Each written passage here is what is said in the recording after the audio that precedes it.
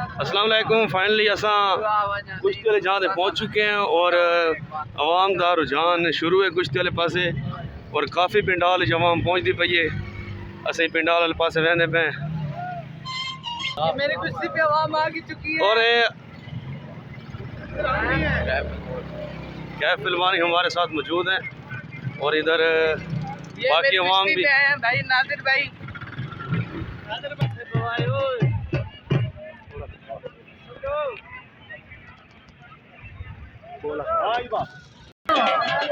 असा फाइनली पिंडाल पहुँच चुके हैं और तो पिंडाल का मोल लिखाने पे माशाल्लाह बहुत बड़ा पिंडाल है, बहुत बड़ा पिंडाल है और बहुत अच्छा माहौल है।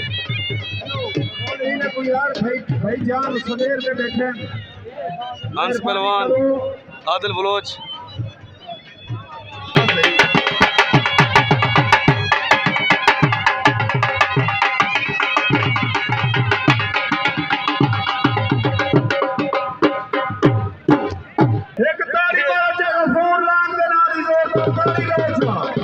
बड़ा बड़ा पिंडाल है भाई।